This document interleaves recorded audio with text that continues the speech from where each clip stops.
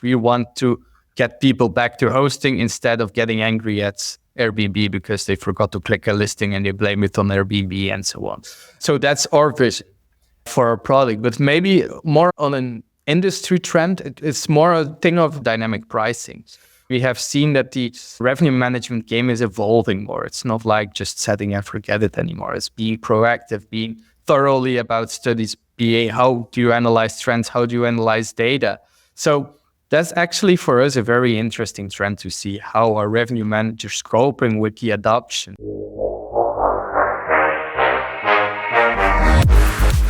You're listening to Slick Talk, the hospitality podcast, a podcast for those who are in and around the hospitality industry who love, live, and breathe what they do. You can join us for candid and unscripted conversations with hospitality experts and founders as we go deeper into their personal stories while they're sharing their triumphs and trials that got them to where they are today. I'm your host, Wil Slickers, and you're listening to an episode of Slick Talk, the hospitality podcast. Now, let's begin.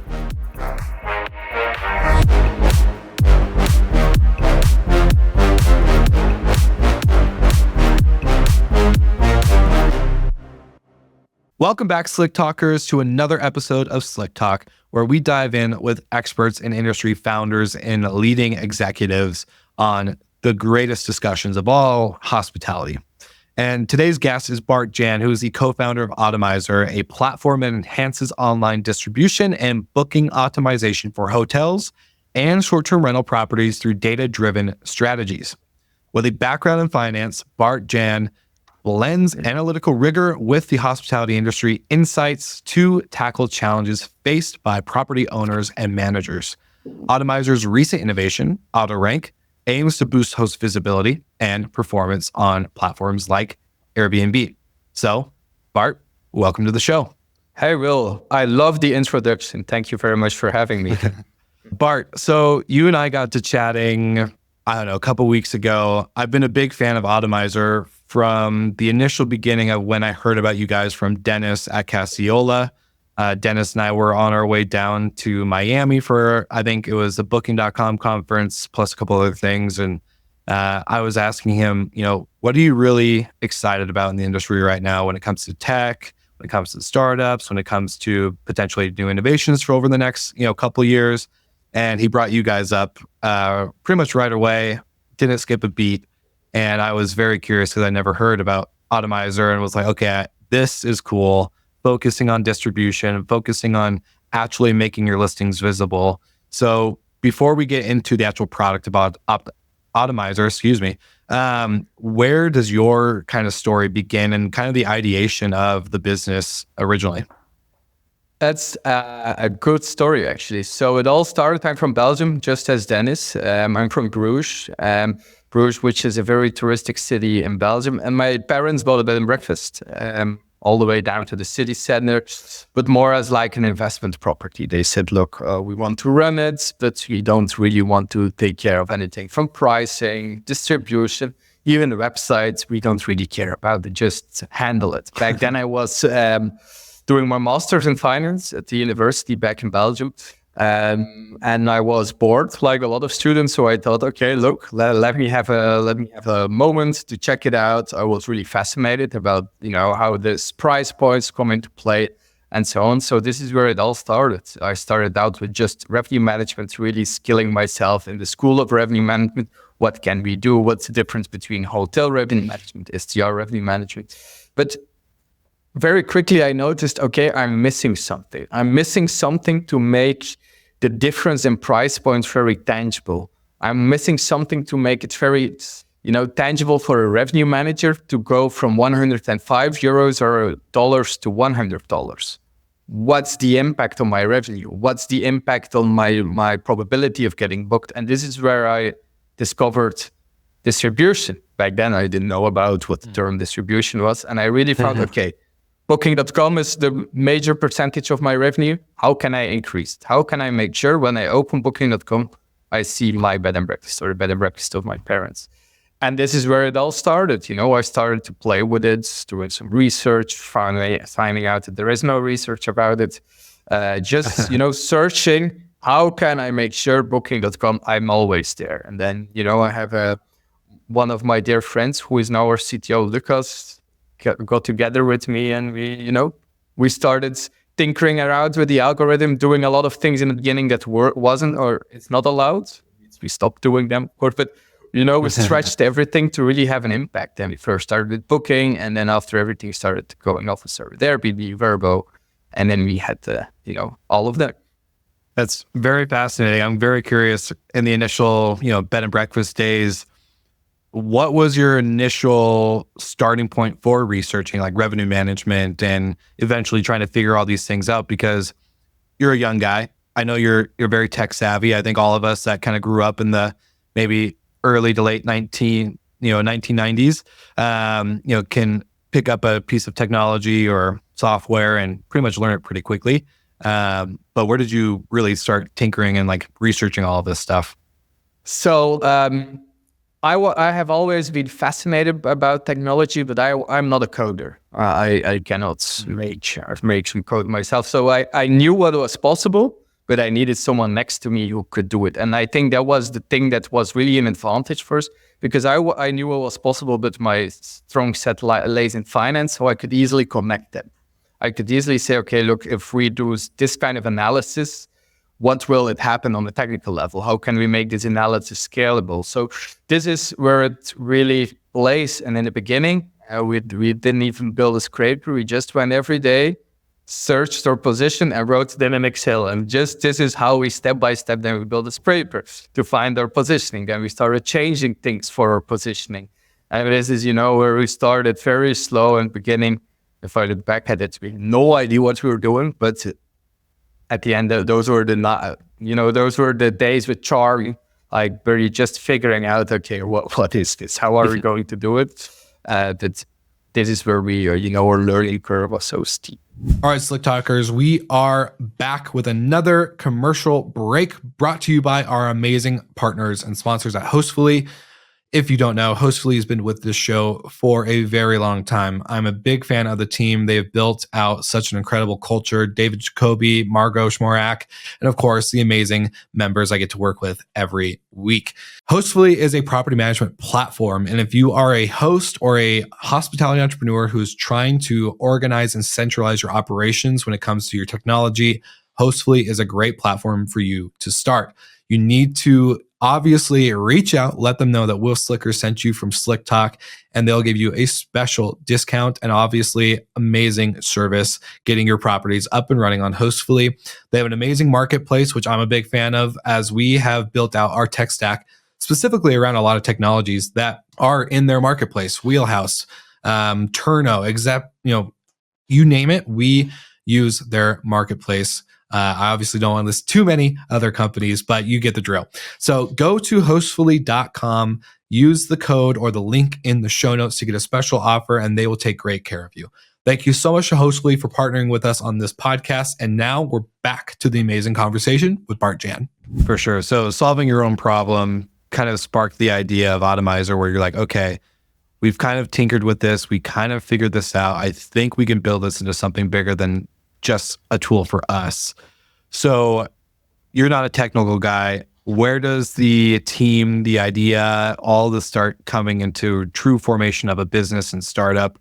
I know specifically you guys recently raised a little bit of funding, which is great, especially with this last year not being the best funding environment for startups in our vertical. But going from, all right, we're going to make a business, to getting funding, to today, give me the journey. Give me like the ups, downs, all the exciting stuff. So the story I was telling, which, tinkering around, putting data in Excel, building a scraper, we were not officially a company back then. I was 21 and I'm 25 today. So there are 3.5 years apart. In the beginning, we just played around, it was just a bed and breakfast, just like more of a hobby, where we started, me and Lucas, our CTO, started playing around. And all of a sudden we were like, okay, we have something we can offer. It was a very MVP back in the day. If I look back at it, it didn't work really well, but we could sell it. We have something, let's just try it so we don't have to do student jobs this summer. This was our initial idea. We didn't want to work in restaurants. We just wanted to know what we were playing with as a hobby project. to sell it, so we didn't have to do a student's job. So we did it. We sent an email to a lot of hotels back in Belgium, and the response was very great. So we tried to test it, and we got some, if I now look at it, low amount of money, but we got money. We were happy. We didn't have to go to work in a restaurant. So this is where it all started. We started having more hotels to play with. And this is, after the summer, we noticed, okay, we need to make this official because we're doing something, we're getting paid non-officially. So people, we should make it official. But back then we were 21.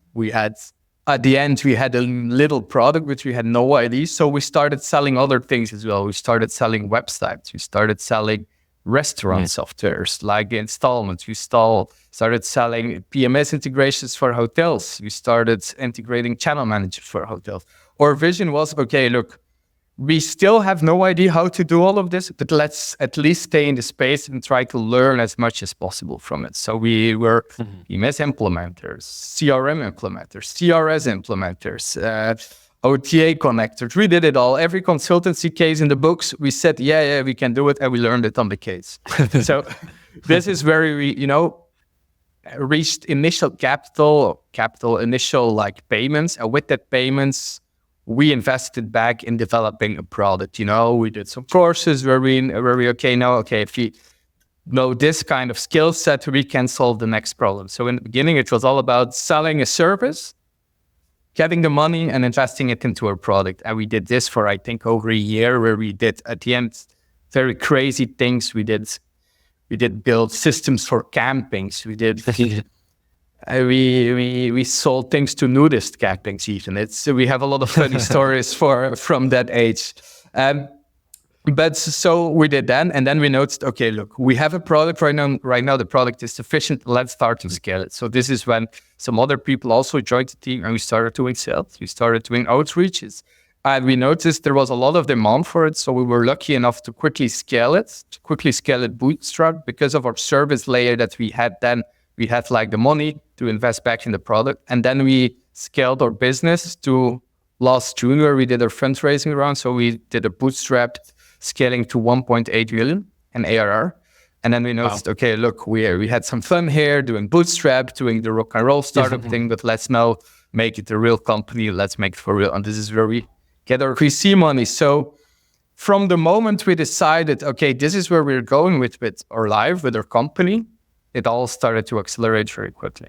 I love it. And do you ever get like a little nostalgic about those like early days of just kind of like, figuring stuff out and doing all the stuff and playing around and just having fun with friends? And does it, raising capital make it more, I don't know, not to, kind of, I guess, diminish it, but like kind of professional, like grow it up a little bit where it's like, I don't know, maybe less fun? Maybe? Yeah. We get nostalgic sometimes. I remember in the beginning, so we had a client and there was a wrong reservation and we had to cancel it, something which just operational, and the hotel blamed us. So I remember Lucas and myself, we were calling booking, telling this crazy story why the guest should leave, and just talking to local support agents, and they didn't want to give us an account manager because we were too small. And it actually had charm because we had to think outside of the box. How can we come up with a story to cancel this guest for free?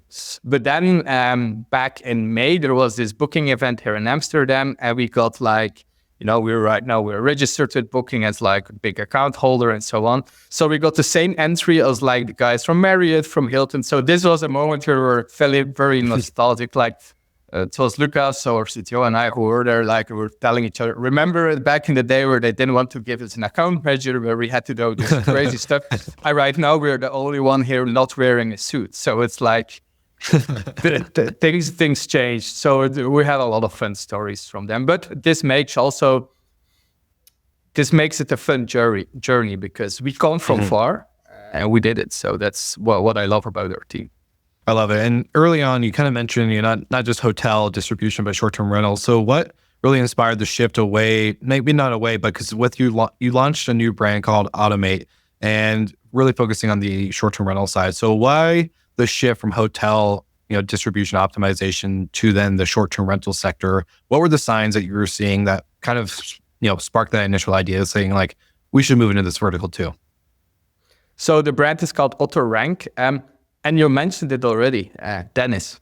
He was our inspirer. He inspired us to come to this space. We had like some little clients or like one or two big portfolios in this space, but they were just opportunistic inbounds that said, look, what you're doing for hotels, do it for me as well. But then we met Dennis, who started applying what we do for hotels on his business. And it was like a door opening. All these opportunities, all these options. And this was for us a no-brainer. Then we talked a lot with Dennis. We talked a lot with all the guys from Casiola. We did like a lot of research, talked with some other people we found online. And this is where we know, okay, look, what we do, so optimizing OTAs, has also a big impact in short-term rentals because of the volume they have to manage. They manage, let's say, 500 Airbnbs. They cannot do it anymore. In the hotel space, it was more of a knowledge gap where the owners didn't know how to daily optimize it. While in the short-term rental space, it's either a knowledge gap and also a time gap. They don't have the time to daily optimize their Airbnb. So this is where we saw an even bigger opportunity. And to be honest, Wil, the people in the short-term rental space are so nice as well, which is a very big plus, of course, to come to the space.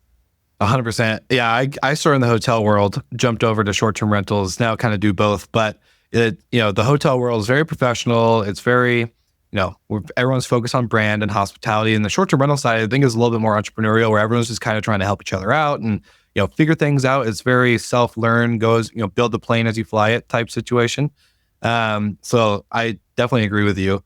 But I'm curious, the unique challenges with distribution on the short-term rental side versus the hotel side are very different due to obviously dispersed inventory, not just being in a building or a couple different buildings, maybe a couple blocks away. It's actually spread out through multiple cities, multiple countries, even maybe multiple states in the United States. So what are some unique challenges that short-term rental operators face in today's market, and what does AutoRank specifically address with these challenges? And I'm also curious about kind of a second part of this question. How does, boosted listings on Airbnb potentially coming into play in the near future kind of affect or impact your business, if it impacts it at all? A lot of good questions. Let me start at the beginning.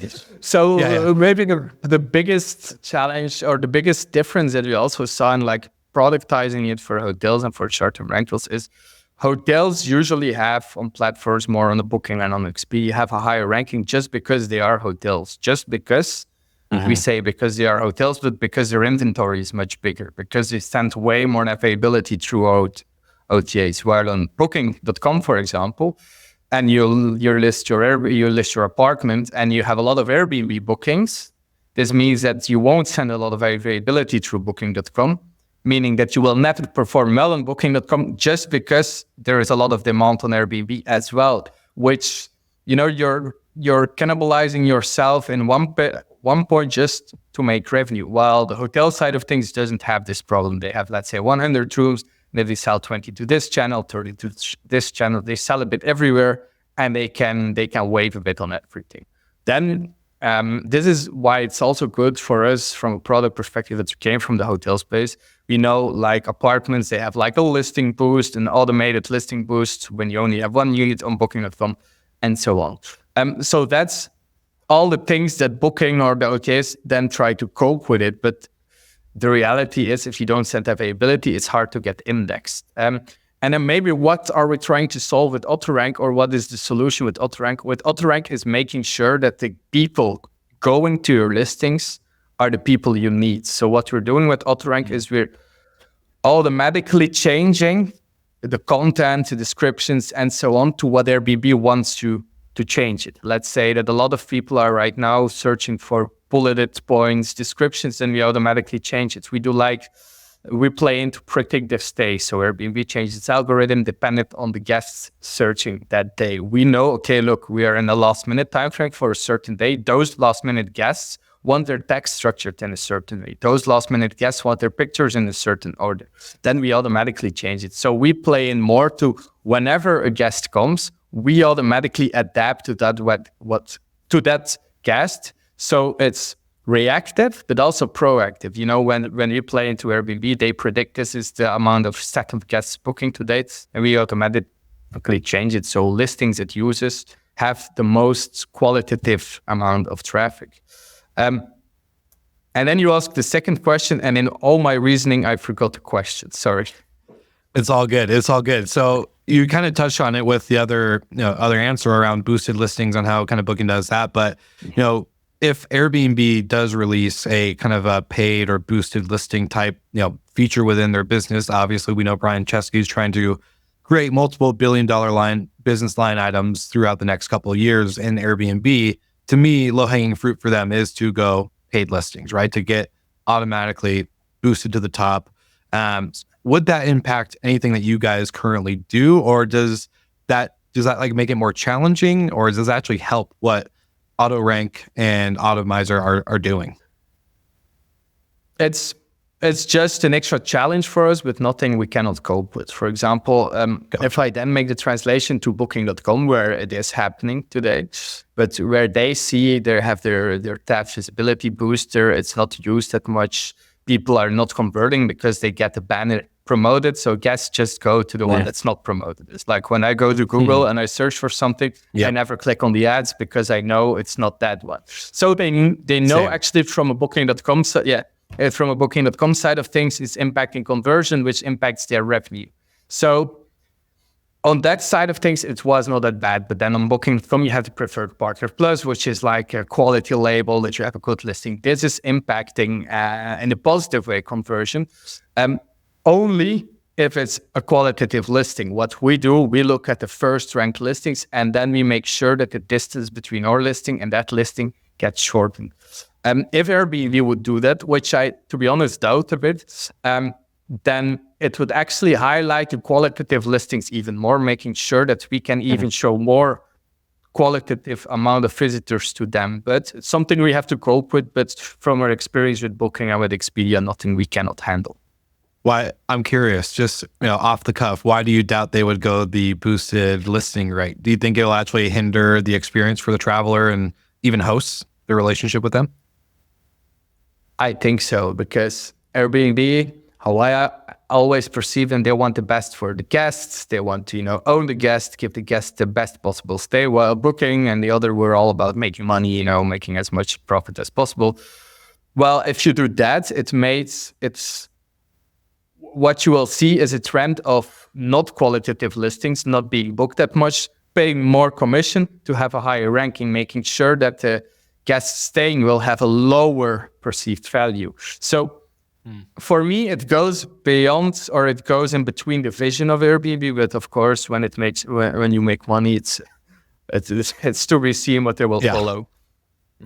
Yeah, when they already have like $11 billion in cash just sitting there, it's kind of hard for them to probably turn away that opportunity. Yeah, that's right. Well, I am curious. I am curious too, because when you started, playing around with this, distribution type play with the inn that you were working with your parents, to today, you were 21 to 25. Obviously, there was a lot that happened during COVID. So many people got into short-term rentals, jumping from hotels, going in the vacation rental sector. There's a lot of new inventory on the market. A lot of people buying, a lot of people co-hosting, turning second vacation homes that they normally wouldn't list, or maybe they had only on Vrbo to now Airbnb due to word of mouth on how much money people were making. It was kind of a gold rush. And now, obviously, we've seen a little bit of an exit. Some of the bottom has fallen out. Demand is slowly coming back, et cetera, et cetera. With the business that you guys do, your sole focus is to make sure that your clients are being top of mind when it comes to the listing and discovery. With so much saturation, I kind of want to, see what are your thoughts on the maybe supply compared to demand? Does that also have a super big kind of driver in the way you guys build your company? Or is this just like a kind of a, hey, we're going to put our head down. We know there's going to be kind of like this oversaturated market of short-term rental inventory coming online, and eventually it'll go away. I like this question because I look at it like in the early days of dynamic pricing. In the early days of dynamic pricing, when you were in a market with oversupply and you were using dynamic pricing, you won the race because you had better price points, so your revenue was higher, so you could attract more landlords and so on. So this is where like the cycle started. Then over the last couple of years, and especially the last quarters, we see a big adoption in dynamic pricing, where Google Trends are surging over PMSs and so on.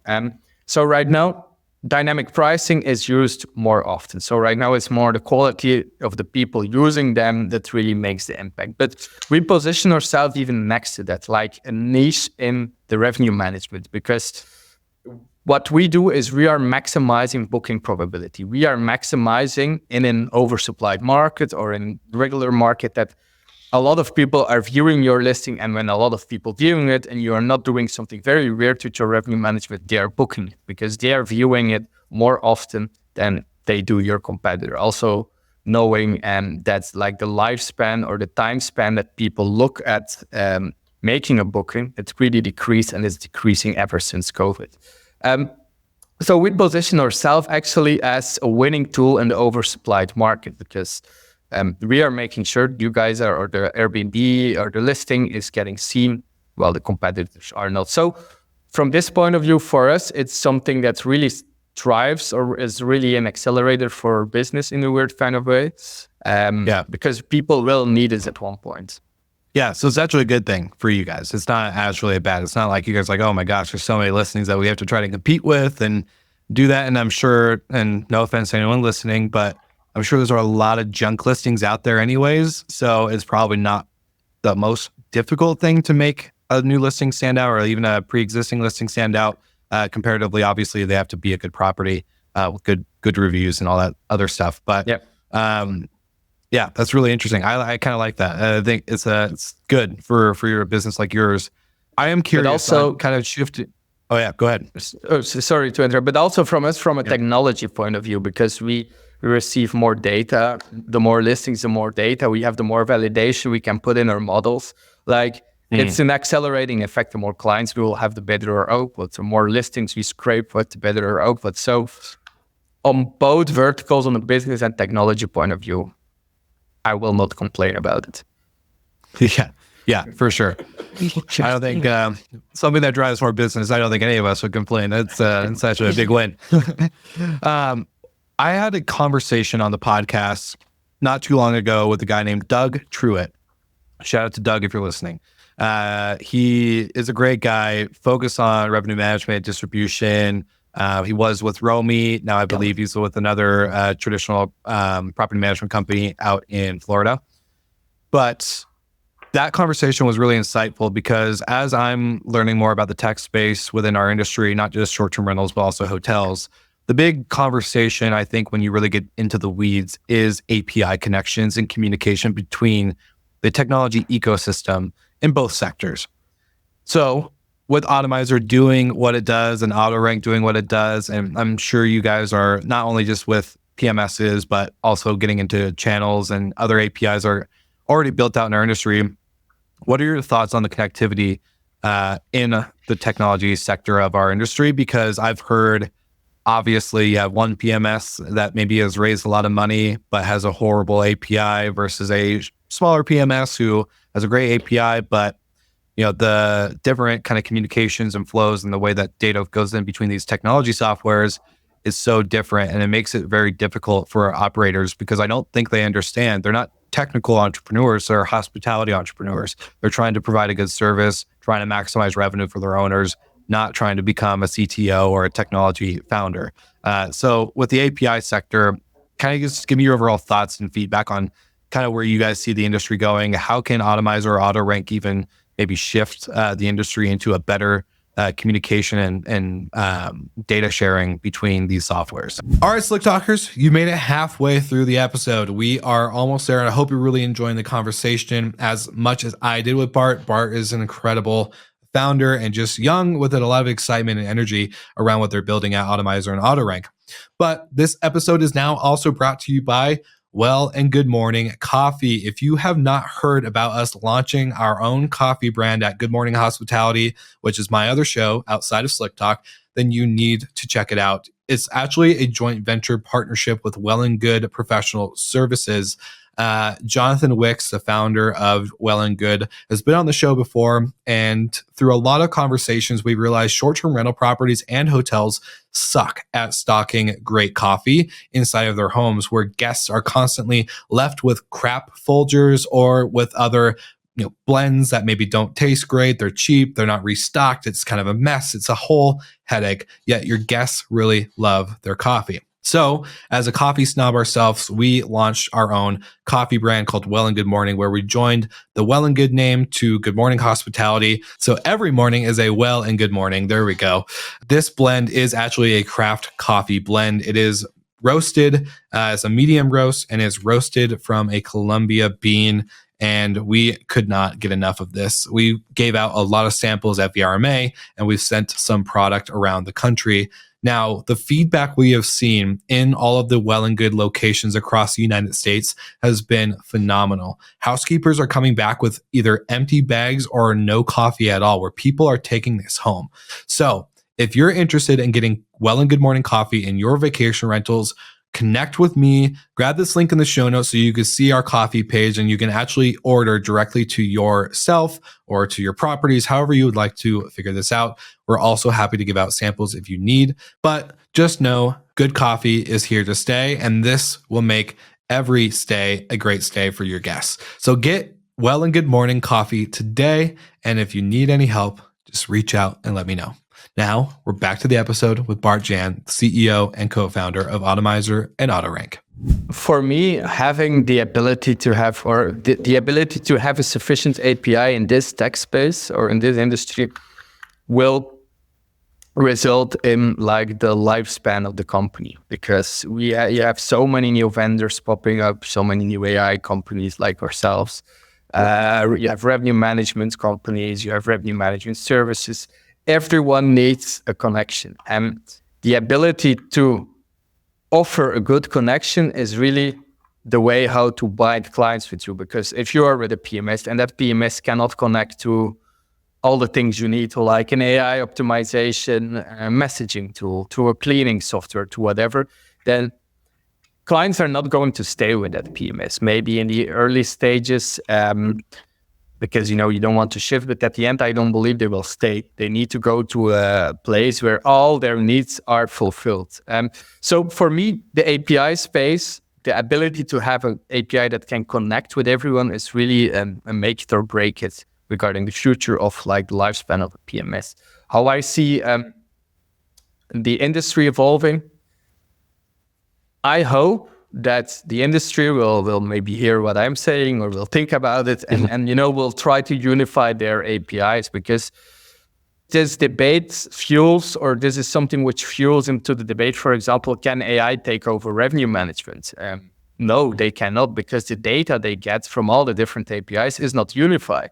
The way how PMS A and PMS B sets their data is completely different. So if you want to move to a very smart space where AI is playing like a big role and replacing humans, APIs first have to be fixed. And right now we're not there at all.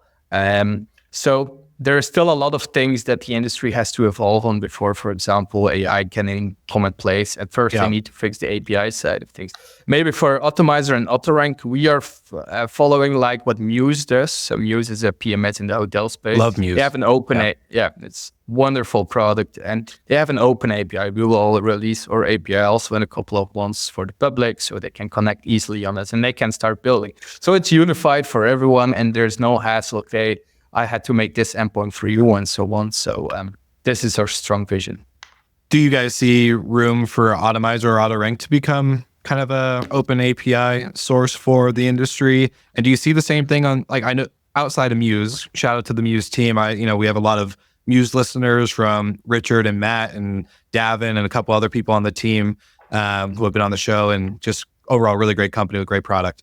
But I'm curious, like I find your guys' business so interesting that with the amount of data you guys are pulling in from listings and other things, that you should be able to, maybe have that ability to squeeze in there. But I'm not a technical founder, so I could be very wrong. Yeah, it's the idea to have it open in a couple of months, but on that side of things, we're still iterating a bit. Okay, what would potential people who want to build need? Because of course, if a PMS wants to build, they have different needs than, let's say, a revenue management software would want to build it one day. So we are actually right now debating with some potential interested parties what they would need, so we don't have to rework it every time. So it's coming, definitely, but just some feedback needed from possible vendors. For sure. Yeah, a lot of parties involved in that whole sector, so you gotta be a little diplomatic. But I want to kind of move into another kind of shift in topic change in the sense of like entrepreneurship. Is this your first like official startup, or have you had, outside of like doing this early on with the bed and breakfast, have you had any other startup experience in the past? No, I haven't. I have always gotten a very entrepreneurial mindset.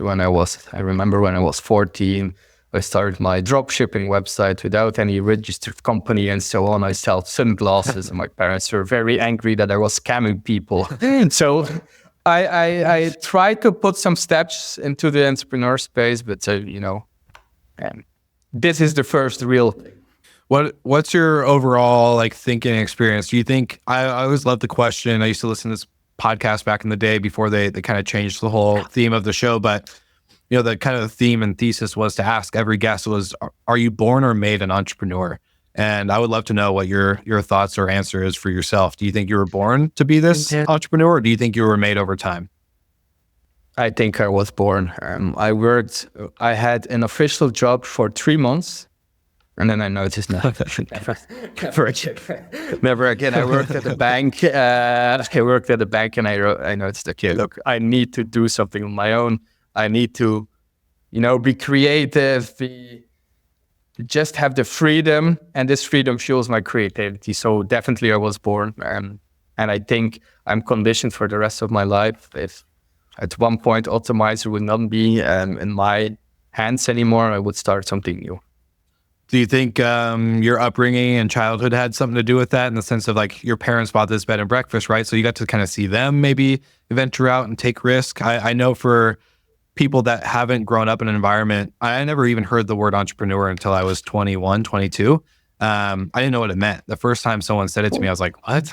You mean like the Amazon building down the road is an entrepreneur, like was started by an entrepreneur? It's not just some big corporation that was kind of just always there. Yeah, it just pops up. So yeah, I'm curious, like, did that have any impact on kind of the way you were raised and grew up?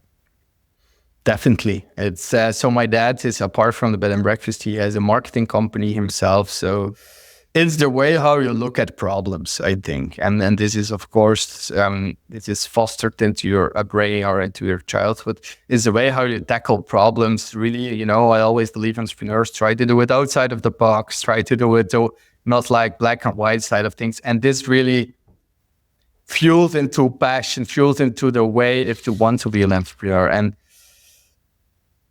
yeah, it's, as I said, I think I was born with it, just because also, how you tackle problems, how you go on with freedom, how you go on with flexibility, how you perceive flexibility, how you perceive freedom.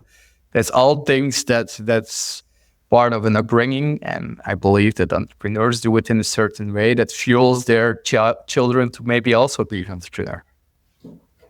Yeah, no, that's great. Subconsciously, I truly believe. Yeah.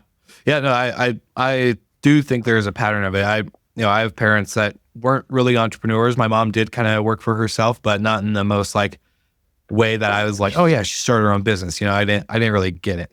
But I think it is true to see like how you were raised does kind of impact your thinking around that. And I do, really agree with what you said. I am curious too, though. We have a lot of entrepreneurs in the space, hotels, short-term rentals, tech, et cetera, that do listen to the show. And there's been such a big wave, thankfully, during COVID that, brought in so many innovative startups and founders like yourself. Curious, from your experience as an entrepreneur, officially, you've raised funding, you have a team, you have a product, you have clients, you've made money. What is some advice that you have when it comes to entrepreneurship, and what you expect versus what really happens? I think it's classic advice, but I could not repeat it more, is start to trust people in an early phase, because I was someone together, of course, with our CTO, Lucas, we wanted to do everything from sales to marketing to HR to every complexity, every vertical. But it was only until we hired our 2 people joined our team and on like the sales kind of the business, that really things started to get off, because you weren't doing everything anymore. It's all about like trusting people. Those people will make mistakes, which then, will come back in your face, like say, oh, I would have done it myself a lot better and so on. But when you look at it, it's just giving people like the trust to do something gives yourself like extra time to also do other things. So it's like, it's a domino effect that never starts, and just like trusting people, giving them the freedom, and try to give people just something to do, give them decision power. This is what really fuels us, like making sure that not one person is doing everything anymore. I'm still learning that. Steve Trover from Better Talent is always hounding me. You got to delegate more. You got to delegate more. So I get that. It's good advice. I am curious. We kind of did go into future product or expansion for Otamiser and AutoRank, but outside of an open API and this new brand AutoRank, I know you guys launched at VRMA, right? Like officially kind of launched at VRMA. So what are some future plans and expansion that you can reveal without giving too much of the roadmap for Otamiser? And what do you think the listeners that are property managers or hoteliers should be looking into when it comes into the next wave of hospitality innovation, operations, and the year 2025? A lot of good questions again. So maybe first on the AutoRank Otamiser part, it's so we have launched AutoRank, which will be our STR silo over the business, while Otamiser will serve as our hotel side of the business to make like the distinction more clear, more clean for people. Yeah.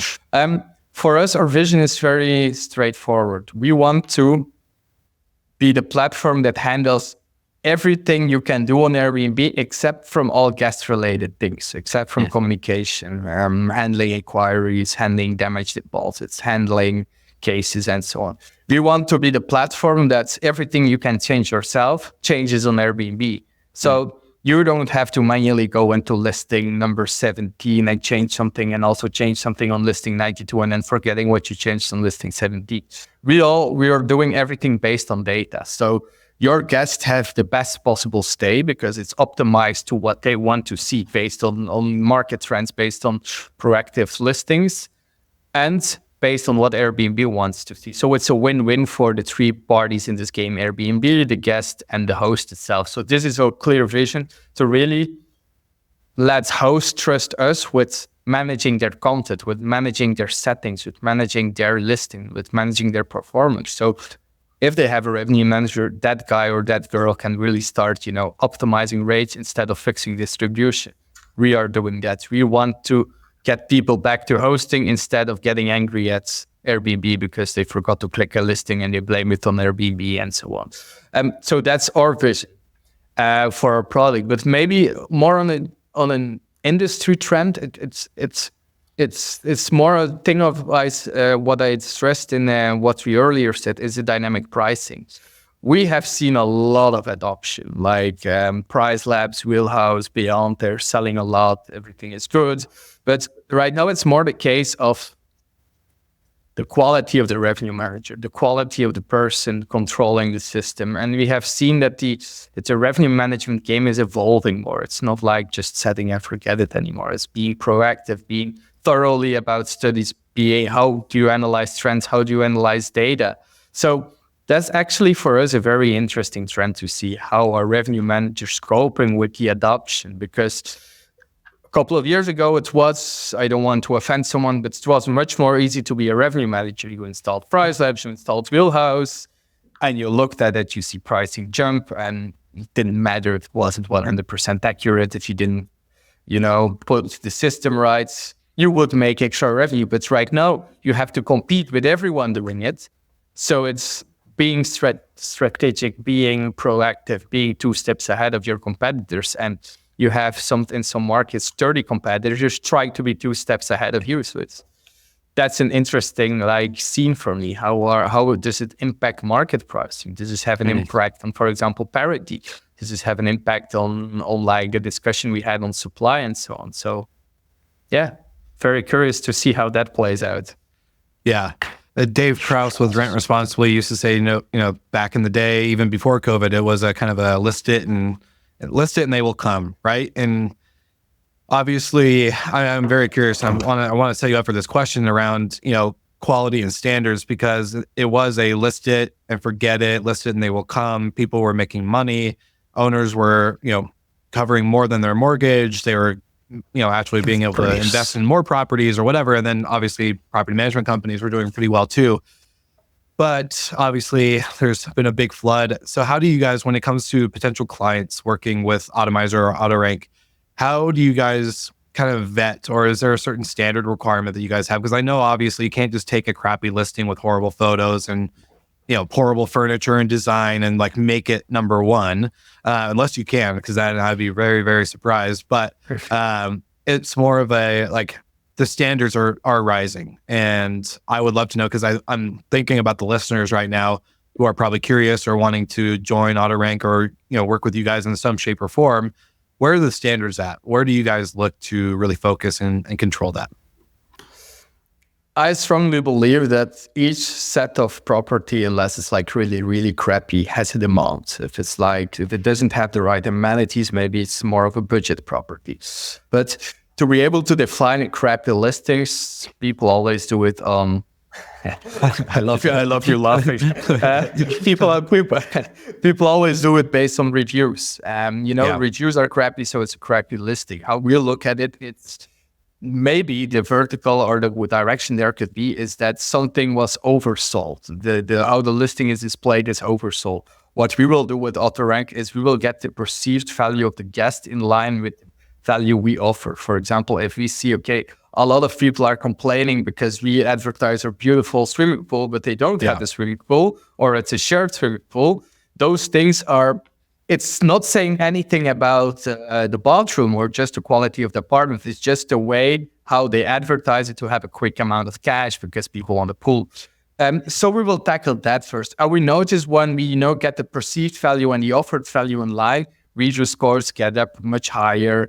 And the listings are not that crappy anymore. And then we believe the impact of price is much bigger, because if your offered value and your perceived value is in line, and then you charge $10,000 a night, people will just not book it. But if you charge $10,000 a night and you just oversell your value you offer to the guests, someone will maybe book it, maybe they will take a fancy holiday and so on. And they will go there and will give you a diminishing or like very bad reviews. So for us, it's all about aligning them. Of course, you have on the Airbnb platform some really, really, really horrible things, but this is where we trust Airbnb to filter them out first, because they have the data in the bag. They know, if there is mold in the rooms, this is not something we will put our hands on. But it's all about getting the perceived value and the value offered for the guests right. And then this is something where a lot of crappy listings actually turn out to be okay listings. Yeah. That's a really good point. I actually never thought about that that way. So it's really good answer, just to say the least. My last and final question, just because I know listeners are also probably thinking this too, mentioning Airbnb a lot when it comes to the specific channel of what you guys do and serve. Are there other channels in the roadmap for a service like this outside of Airbnb? So AKA Vrbo. But I'm also very, very, very curious. Homes and Villas by Marriott, maybe. Like I'm really big fan of the channel. So yeah, curious on what your thoughts are around the other distribution places. From a technical perspective, we could do them. It's all about we let our potential customers control our roadmap. If we have a lot of customers really wanting extra additional Airbnb features, we will prioritize that. So a technical perspective, we will do it eventually. Timing, it's all about what people want. So if someone would send me a lot of emails saying they have to get Vrbo done, it might get prioritized. There we go. I like that answer. I like it. All right, Bart, this has been such a fun interview and a conversation. I do really like talking to new companies and founders like yourself who are changing the game outside of what we've normally seen. We've seen too many property management softwares pop up. We've seen too many other, specific tech sectors pop up in the space. So to see a distribution-focused product like you guys is really exciting for me. For the listeners' sake, where can they find you, connect, and learn more if they're interested in reaching out, potentially collaborating, working, becoming a client, etc.? We'd love to link everything in the show notes. Or having a coffee. So having a coffee is back in Belgium. I'm located in Belgium. But no, so they can contact me on LinkedIn. Just go to my profile and they can send me a message and I will try to respond as fast as possible. Or they can go to our website, which is www.autorank.com. But if they want to connect with me personally or just brainstorm, I always love to brainstorm or debate about the impact of what from the industry. Just connect with me on LinkedIn and we can see from there. All right. Well, thank you, Bart, so much. And for the slick talkers out there listening, you know exactly what to do. Show them all the love, like, subscribe to all things AutoRank, Otamiser, and make sure that Bart is flooded with emails and LinkedIn messages about new channels. So that way, as I'm probably going to potentially become a client as well, I would love that. So yes, let's make this happen. And thank you so much again, Bart, for joining me on the show. Thank you very much, Will. I really enjoyed it.